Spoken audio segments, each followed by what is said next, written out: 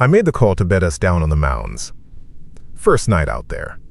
Cold, tired, light on food, radio's quiet, no houses for miles.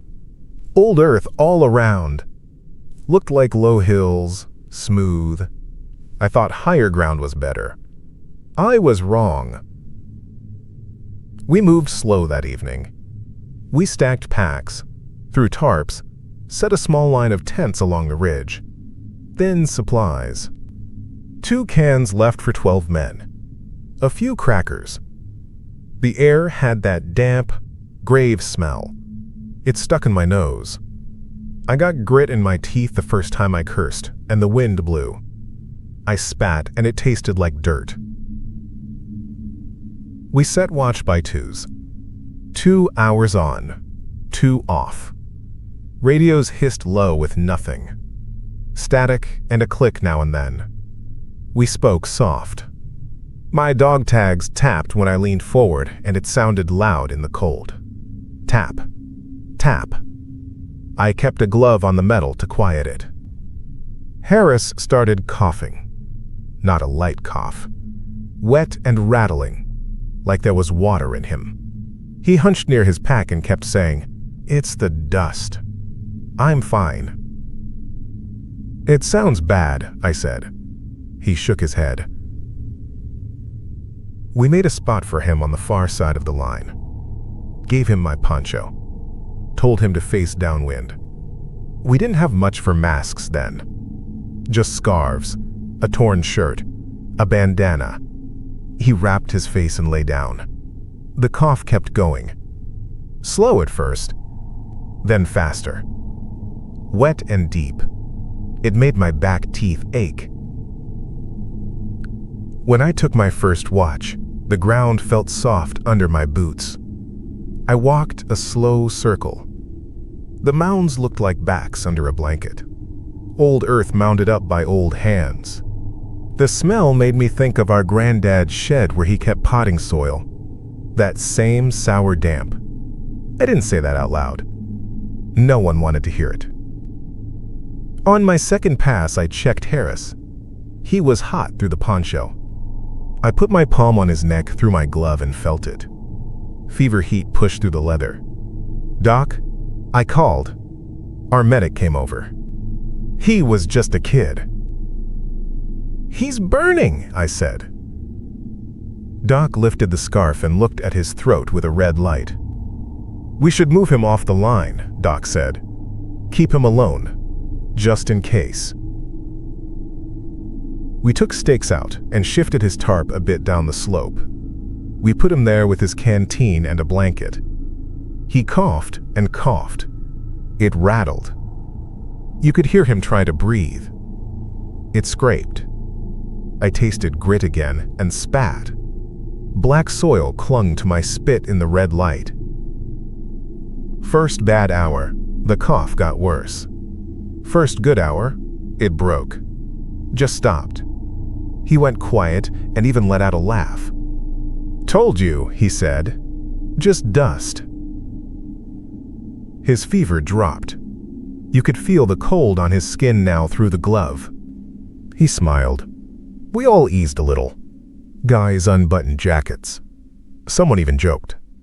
Dog tags clinked in the dark. I remember thinking, thank God. I remember thinking I would sleep. I took a cracker from my pocket and put it between my teeth, and it crunched with grit. Grit ran along my gums. I swore and spat and laughed at myself. Dirt everywhere. Then Harris lunged. He moved fast and hard, a full-body jerk like a fish. He grabbed Doc by the collar and coughed into his face. I heard the wet hit. I saw it shine in the red light. He drove his head into Doc's mouth and nose. Doc went down. Another guy, Mills, grabbed Harris around the chest. Harris coughed again. That sound. Deep, wet, rattling. He twisted and we fell over gear and stakes. My dog tags cracked my teeth when I hit. We got him pinned after that mess. 4 men, Knees on him, hands on his arms. I put my forearm on his throat and felt heat again. It came fast. Fever burned through my glove. He sucked air and it rattled. "Hold him," I said. My voice sounded thin. We pulled scarves over our faces. A couple of us cut straps off packs and tied his wrists and ankles. The straps bit into his skin. He hissed through blood and spit. He kept trying to cough. He turned his head to one side and spit out black soil. Not just spit. Clumps. It smeared his lip. It got in his teeth. His gums bled, and the blood came dark with grit. I saw little black grains along the edges. It made a sound when he ground his teeth, like sand. When he smiled at me, the red light showed it all. Soil under his gums. Soil packed along his tongue. "Where'd you get that?" I asked. "Stupid question." He laughed and coughed, and the laugh broke into that rattle. The breath on my wrist smelled rotten and old. Hot. It went through the glove to my skin. I felt the heat. We moved him again. Off the mound. We dragged him down to the low ground between the humps and started digging a trench for him. Not to bury, just to keep him in one place. The earth was wet under the crust. Black. It got under my nails and stayed there. I couldn't get it out, even when I scraped. It stayed, like ink. We put him in the trench and tied him to a post we made from a broken stake and a spare barrel we didn't need. We pulled our scarves tight. Doc had his nose packed and a rag under it. He shook. "This isn't right," he said through the rag. "Call birds." We called. The radio hissed and then opened. A voice came in and out. I held the hand mic and pressed it hard to my ear. "Say again," I said. "Static. A word." "Copy," I said. "Need evac. 1 liter. Fever and violent. Possible infection." "Pop a flare," someone said over the radio. "Mark your spot." We popped one. Red light bathed everything. The mounds looked closer. The red made the earth look blacker. Harris looked worse. The red showed lines of soil along his gums. His eyes ran mud at the corners. He worked his jaw and spat clumps at us. It hit my boot and stuck. He coughed and it rattled. He tried to bite the strap. His dog tags tapped when he twisted his chest. Tap, tap, tap, fast. We heard something then. Far off. Not loud, but there. A thrum. We all lifted our heads like dogs. "There," Mills said. "That's them." We stood there with our heads cocked, listening. It got louder. We smiled like fools. I looked at the radio and tapped it. "Medevac." "This is," I said. Everything died at once. The radio went pure static. A long hiss. The red flare burned down to a stump and sputtered. Dark rushed in. The sound we thought was close faded, and then it was gone like it had never been. The only sound left was the wet, rattling breath in the trench. That and dog tags tapping on bone.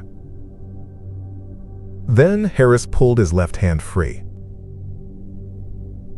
He had torn at the strap until it cut into his wrist. Black soil covered the cut. He used that hand to work the knot on the other. We went to stop him, and he rolled and coughed hard right into Mills' face. Mills froze. He stood there with his mouth open like he forgot what a mouth was. Harris pushed his thumb in, hard, and dragged dirt into Mills' mouth. I saw the black around his nail. I saw it go in. I heard Mills gag. He fell back and tried to spit. It was too late. He started coughing right away. He sounded like a clogged pipe. Rattle, rattle. I took a knee to get balance and felt the trench edge crumble. "Mask up," I yelled, like that meant anything. We all pulled cloth tighter. It didn't help. Harris broke the other strap and stood. Close quarters after that. He was strong. Fever strong. He slammed into me and drove me against a stake.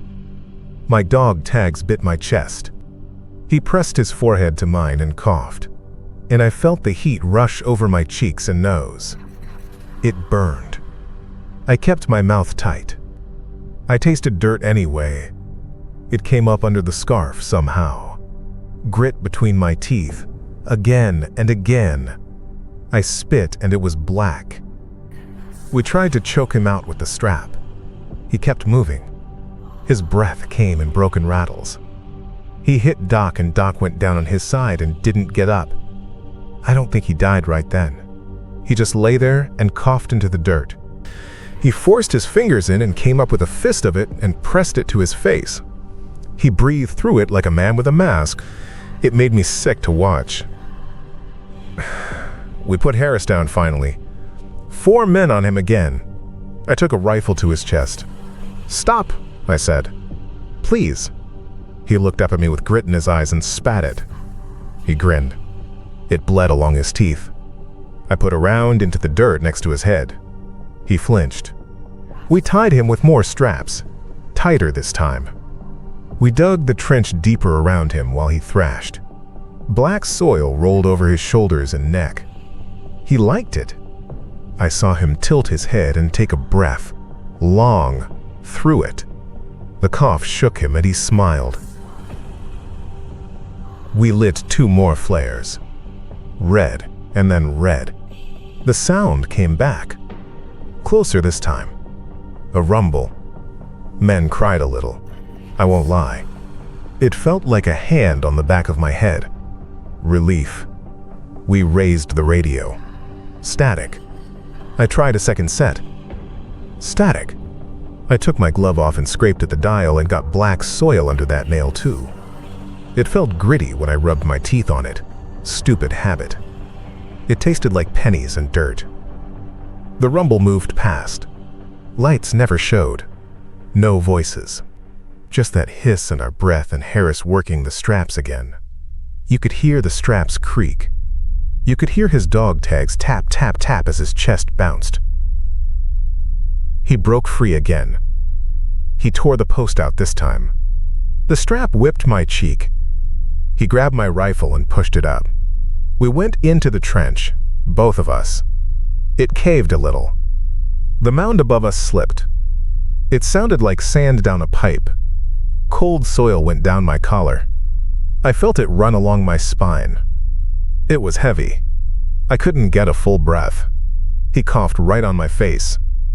I shut my eyes and mouth and held tight. It still got in. Grit. All over my tongue. I swallowed some. I had to. I gagged and swallowed more in the gag. After that, it went bad fast. Mills started coughing the same way. 2 others too. You could tell right away. The sound of it. Wet and deep and old. They moved like Harris. Not themselves. Too quick. Heat rolled off them when you touched them. It seared through gloves. We tried to keep them off with rifles. We didn't want to shoot. One of us did. He put a round through a shoulder. The body turned and kept coming. We went to butts and straps and shoves. Close. Always close. Dirt in mouths, in noses, under nails. Dog tags tapping all around like a wind chime. A mound started to shift under us. Not like they were alive. Just like we had dug too much in the wrong place, and the earth remembered being loose. A crack opened along the spine of the biggest one. It sounded like ice breaking on a lake, long and low. Half the camp rolled into the crack. 2 tents slid down. A stove went over. Someone screamed. Someone else coughed. The radios went dead all the way. No hiss. Just a flat quiet like they were stones. I fired then. I don't know how many rounds. Enough to make my hands ring. I put one in Harris, Phi. He didn't drop. I put one in his chest and it rocked him. He laughed. He coughed. He kept coming. I put one in his head. He went down. He twitched. He spit dirt while he lay there. He grabbed a handful and pressed it to his lips like it was water. After that I ran. I took what was on me. Rifle. 2 mags. A scarf. I ran to the edge of the field and got on top of a tall mound and looked back. The cracks had joined and the big mound had split. It had a dark seam down the middle now. Men moved inside it like ants. Coughed like they were under a blanket. Wet sound. Rattle, rattle. You could smell the old earth from up there. Thick. Sweet and wrong. It made my teeth itch. I stayed until I couldn't hear anybody but me. Shots stopped. Yells stopped. Just the cough, over and over, from that seam.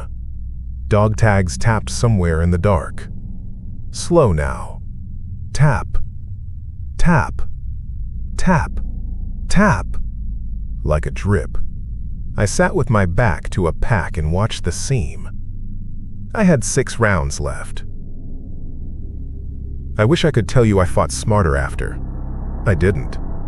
I stayed and shook and spat black. I stuck my finger in my mouth and scraped at my gums and pulled out soil. It hurt. My nails were black and full. I couldn't clean them. I rubbed my hands on the ground like that would help, and it just drove it in. I pressed my glove to my face and breathed through it, and it smelled like fever. The glove felt hot from where I'd held Harris. It held his heat like a stove. I kept thinking, this is in me now. This is in all of us. It wasn't done with me. It took its time. Toward morning, the seam opened wide, like the mound slumped. The earth slid and fell quiet. Something crawled up through it. It was Harris, or what was left of him. He moved on his elbows like a man in the low crawl, steady. His face dragged. The grit in his gums made little sounds when he ground his teeth. His breath rattled and gurgled and came out in wet bursts. His dog tags tapped against a rock as he pulled himself. Tap, tap, tap. He lifted his head and looked at me. Soil packed the corners of his eyes. He coughed, and I heard the cough run through the crack behind him. A dozen voices answering. Wet. All wet. Old. I sat there with 6 rounds and my mouth full of dirt, and I watched him come. I watched the tags tap. I heard the radios crackle back on for a second and then die. I felt the grit between my teeth and knew I wouldn't get it out. I thought about that first night. I thought about how I scraped us a flat place on old ground and laughed about the dust, and how I told the men to lie down. If you find mounds like that, take your people up there. Set your line on the highest one. Scrape the earth smooth. Bite the grit. Breathe deep when the cough starts, and don't move when you hear the tags tapping. Do what I did. You'll see. And